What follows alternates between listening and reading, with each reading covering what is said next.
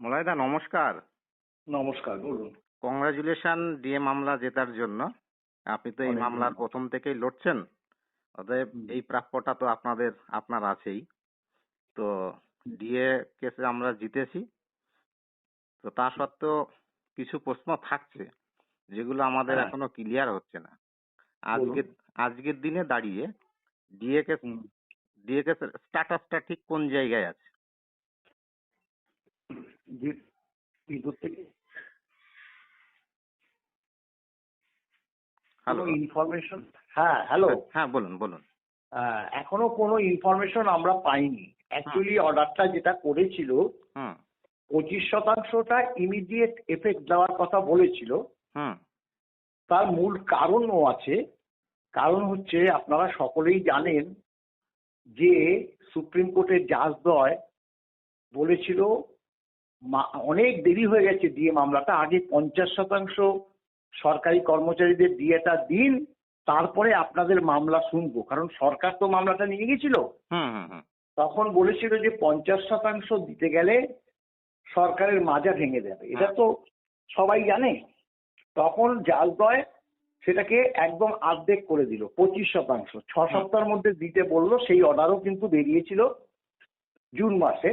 হুম কিন্তু সরকার 6 সপ্তাহ একদম হাত গুটিয়ে বসেছিল। আমরা কন্টেম্প পিটিশন করলাম, সরকার কি করলো, একদম শেষ দিনে এমএ করলো, হুম এমএ পিটিশন করলো। এবং সরকার সেখানেই এমএ পিটিশনে লিখলো দুটো জিনিস: আমাদেরকে আরো 6 মাস সময় দিন। হুম আমরা যেহেতু মামলা এখন শেষ হচ্ছে না, আমরা যদি 25% দিয়ে দিই, তাহলে যদি আমরা মামলায় জিতি, তাহলে সেখান থেকে সরকার টাকাটা আবার রিকভার করা কষ্টদায়ক হয়ে দাঁড়াবে। আমরা এই টাকাটা বরং সর্বোচ্চ আদালতের কাছে জমা দিচ্ছি। হুম হুম হুম এগুলো আমরা তো ছিলাম তখন, এই পর্যবেক্ষণগুলো আমরা শুনেছি। তখন আবার জাজদ্বয় বলল যে আপনারা আপনাদের কর্মচারীদের বিশ্বাস করেন না, হুম এই কথাটাই বলেছিল। আর বিশেষ এই ব্যাপার নিয়ে এগোয়নি। অনেকেই কিন্তু জিজ্ঞাসা করেছিল তাহলে কন্টেম্প মামলার কি হলো। আমাদের আইনজীবীরা কন্টেম্প মামলা নিয়ে বেশি আলোচনায় যায়নি, কারণ আমরাও চেয়েছিলাম যে মূল মামলায় সার্বিকভাবে ডিএ মামলাটা শেষ করুক। এবং সেই দিকেই কিন্তু গেছে। মানে জাজেরা গিয়েছিল, এবং পর আপনারা জানেন যে ম্যারাথন শুনানি হয়েছে। হ্যাঁ, ফেসবুকে দেখলাম হ্যাঁ, হ্যাঁ। যে আপনাদের তরফ থেকে এই মামলার পরে কন্টেম্পট নোটিশ ধরানো হয়েছে। কন্টেম্প নোটিশটা, হ্যাঁ আমি বলছি কন্টেম্পটা কেন ধরানো হলো। তাই সেই কারণে 25% যে দিতে বলেছে পরবর্তীকালে এই মূল রায়ে, হুম সেটা কিন্তু সরকারের কাছে যে টাকা আছে, হুম কারণ সরকার তো স্বীকার করেছে যে আমরা মানে সর্বোচ্চ আদালতের কাছে টাকাটা জমা রাখতে চাই, তাহলে 25% টাকাটা আছে। হুম হুম এবং 6 মাস বলেছিল। যখন অর্ডার বেরিয়েছে, যারা কিন্তু ওই 6 মাসটা কমপ্লিট করেই কিন্তু অর্ডারটা বার করেছে।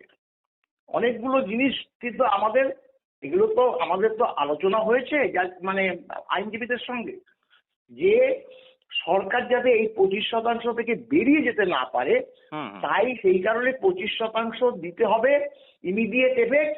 এবং আফটার দ্যাট যে 75% নিয়ে ওই যে হাই পাওয়ার কমিটি করে দিয়েছে, তারা আলোচনায় যাবে এবং তার ফার্স্ট ইনস্টলমেন্ট দিতে হবে 31 মার্চের মধ্যে। এটা সকলেই জানে। তো এইখানে একটু কনফিউশন তৈরি হচ্ছে আমাদের মধ্যে হ্যাঁ, যে 25% যেটা দিতে বলেছে ইনিশিয়ালি, হ্যাঁ, সেটার ম্যাক্সিমাম ডেট কবে? আর 6 এইবার তারিখে হ্যাঁ, যে প্রথম কিস্তি বলছে, 6 তারিখে প্রথম কিস্তি, সেটা হ্যাঁ, কি হ্যাঁ, 75-এর প্রথম কিস্তি না 25-এর? একদম একদম ওই 75 নিয়েই তো আলোচনা করবে। তাহলে 25 যদি না দেয়, হুম তাহলে তো 75 নিয়ে আলোচনার প্রশ্ন উঠছে না। আমরা তো সেটাই জানি, সেটাই তো স্বাভাবিক, হুম তাই না? হুম অবশ্যই। কারণ কারণ হাই পাওয়ার কমিটি তো 75টা নিয়েই আপনার আলোচনায় বসবে সরকারের সঙ্গে। হুম তাহলে 25 কমপ্লিট হয়ে যাওয়ার পর 75, তাহলে সে 6 তারিখে বলেছে ফার্স্ট ইনস্টলমেন্ট দিতে হবে। হুম তাহলে ফার্স্ট ইনস্টলমেন্ট ঘোষণা করার আগে তাহলে কি করতে হবে? তাহলে 25% দিতে হবে। ফার্স্ট ইনস্টলমেন্ট ঘোষণা করবে 6 তারিখ, এবং সেটা দিতে হবে 31 মার্চের মধ্যে। তাহলে আমরা দেখেছি 25 প্লাস ফার্স্ট ইনস্টলমেন্ট, সেটা সরকার কত দেবে সেটা তো আর আমরা জানি না।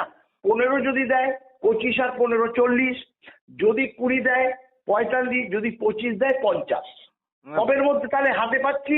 31 মার্চের মধ্যে। হ্যাঁ, আমার এখানে এই- প্রশ্ন দাদা, তাহলে 6 মার্চ যদি 75%-এর ফার্স্ট কিস্তি হয়, হ্যাঁ তাহলে 5 মার্চ পর্যন্ত, হ্যাঁ, তো হ্যাঁ 25% যেটা ইনিশিয়াল সেইটা দেওয়ার হ্যাঁ এখতিয়ার গভর্নমেন্টের আছে কি? হ্যাঁ, ওটা তো 25, এই জিনিসটা বুঝছেন না কেন? 25% আগে তো দিয়ে দিতে হবে। ইমিডিয়েট এফেক্ট বলতে যদি সরকার পরের দিন দিত তাহলেও হতো, তারপরের দিন দিতে হতো। এই করতে করতে করতে করতে ম্যাক্সিমাম সরকার দিতে পারে ওই 5 তারিখের মধ্যে। হ্যাঁ, সেইটাই আমি বলতে চাইছি। হ্যাঁ, 5 তারিখের মধ্যে দিতে পারে। তাহলে আমরা তো 5 তারিখের মধ্যে 25% পেয়ে যাচ্ছি। হ্যাঁ। একবার সুপ্রিম কোর্ট দিয়ে অর্ডার। তাহলে প্রশ্ন এখানে থেকে যাচ্ছে, 5 মার্চ পর্যন্ত না দেখে তাহলে আমরা কন্টেম্পটে কেন যাচ্ছি? না, কন্টেম্প্ট, এইটা তো আমরা কন্টেম্পটা কোথায় করব? কন্টেম্পটা তো করব আমরা সুপ্রিম কোর্টে। ও। আমরা যে আমাদের যে অর্ডারটা বেরিয়েছে, হুম। অর্ডারটা বেরিয়েছে যেদিন 5ই ফেব্রুয়ারি, হুম। ইমিডিয়েট এফেক্ট মানে তো সেদিন থেকেই হচ্ছে। আমরা তো সেদিন থেকেই তো আমরা দুটো আপনার order copy chief secretary, principal সেক্রেটারিকে দিয়ে এসেছি। সেদিন হ্যাঁ। তো আমরা কন্টেম্প করিনি। আমরা 7 দিন উতরে যাওয়ার পর 8 দিনের মাথায় আমরা রিমাইন্ডার দিলাম ডিউ টু ওই কন্টেম্পকে বেস করে বুঝতে বাই পেরেছি। নেমে, হুম। যে আমরা মানে অ্যাজ পার অর্ডার আপনারা কিন্তু ইমিডিয়েট এফেক্ট বলেছে আজকে 7 দিন কমপ্লিট হয়ে গেছে, তবুও আপনারা কোনো উচ্চবাচ্য করছেন না। এই মর্মে কন্টেম্পট হ্যাঁ, করা। হ্যাঁ, সেক্ষেত্রে যদি যদি আমি বলছি যদি আপনারা ওই নির্দিষ্ট সময়ের মধ্যে ডিএটা না দেন, তাহলে কিন্তু এই নোটিশটাই পরবর্তীকালে ওই আদালত অবমাননা হিসাবে গণ্য করব আমরা। তখন ওইটা হ্যাঁ, যার জন্য আমরা সরকারকে একটা তো চাপেও রাখতে হয় যে এইটাকেই কিন্তু ওটাকে ট্যাগ করে আমরা কন্টেম্প পিটিশনে যাব। এবার আমার প্রশ্ন যেটা করতে চাইছি, 6 মার্চ যদি 75%-এর প্রথম কিস্তি হয়, দিতে বলে, আমাদের ক্লিয়ার করতে বলে, সেখানে সুপ্রিম কোর্ট নির্দেশিত যে কমিটি নিশ্চয়ই তার আগে থেকে কাজ শুরু করতে হবে। তাহলে আপনার কাছে কি এরকম কোনো খবর আছে যে? না, আমার কাছে খবর আছে না। যদি টেলিফোনিক ইনফরমেশনে যদি অফিসিয়ালদের সঙ্গে কথাবার্তা বলে, সেটা তো আমরা পাবো না খবর। সেটা হতে পারে, সেটা আমরা একটু জানি না।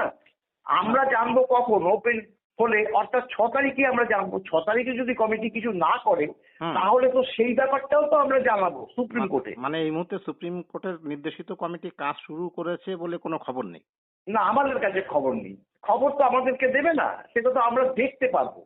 ওরা হয়তো হাইকোর্টে প্রথমে আসবে, এসে ডেকে পাঠাবে, বা সরকার হয়তো বলবে ঠিক আছে আপনারা হ্যালো, আলোচনা হতে পারে। সেটা কি হবে না হবে এখনো কিছু আপডেট পাওয়া যায়নি। আমরা সেটা পাওয়া যায়।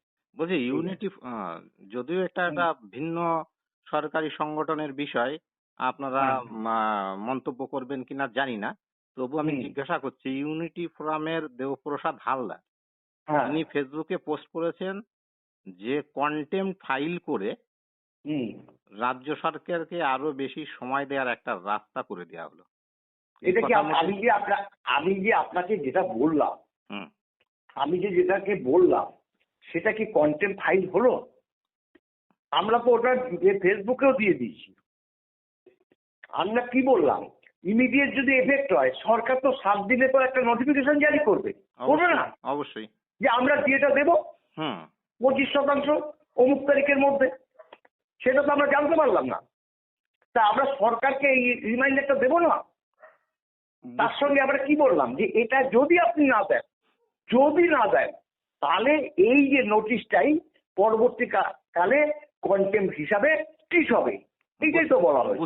বুঝতে পেরেছি। এর সঙ্গে সরকার কি সুযোগটা পেল? সরকার কি সুযোগটা পেল, তাই না? হ্যাঁ, বুঝতে পেরেছি। তার মানে এটা ঠিক সুপ্রিম কোর্টে কন্টেম্পট করা হয়েছে এমন বিষয় নয়। না, আমরা তো সুপ্রিম কোর্টে কোনো এটার কপি পাঠাইনি। আমরা তো শুধু চিফ সেক্রেটারি, প্রিন্সিপাল সেক্রেটারিকে দিয়েছি। বুঝতে পেরেছি। মানে এবং বাইনেমে দিয়েছি। বাইনেমে না দিলে তো ওটাকে পরবর্তীকালে আমরা তো বলতে পারবো মহামান্য আদালত আপনি ইমিডিয়েট এফেক্ট বলেছেন। তা আমরা তো একটা আশা করেছিলাম যে অন্তত নোটিফিকেশনটা জারি করবে, হুম হুম যেটা স্যাট বলেছিল 3 মাসের মধ্যে নোটিফিকেশন জারি করতে হবে। হুম সরকার করেনি, 6 মাসের মধ্যে দিয়ে দিতে হবে ওখানে। তাহলে সেক্ষেত্রে ডিএটা দিতে গেলে তো একটা নোটিফিকেশন লাগবে অবশ্যই যে আমরা দিচ্ছে বা দেবো কি দেবো না, সেটা তো অবশ্যই করবে। তাহলে হুশ করে তো এই জিনিসটা তো হুশ করে 5 তারিখ হলো আর দিয়ে দিল তা তো না না। না না না, সেটা কখনোই সম্ভব তাহলে না। হুম, এখানে তো অনেক কিছু, বা আমাদের ফিনান্স ডিপার্টমেন্ট থেকে যারা কাজ করে তারাও বলছে যে আমরা তো না, হাত গুটিয়ে মনে হচ্ছে সরকার বসে আছে, কোনো বসে আছে। ইনফরমেশন তো আমরা পাচ্ছি না। এই তো অবস্থা। তাহলে আমরা সরকারকে তো সে আলটিমেটাম তো দেবই। এটার সঙ্গে কন্টেমের কি আছে?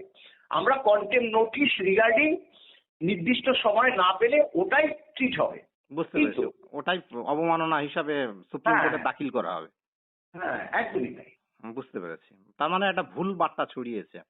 হ্যাঁ সেটা যদি ছড়ায় সেটা তো বুঝতে হবে। হ্যাঁ, ওই জন্যই আপনি সেটা আমার বুঝতে হবে। ওই জন্যই আমি আপনার সঙ্গে কথা বলে এই হুম। ব্যাপারটা ক্লিয়ার করে দর্শকদেরকে জানাতে হ্যাঁ চাইছি। হ্যাঁ, আপনি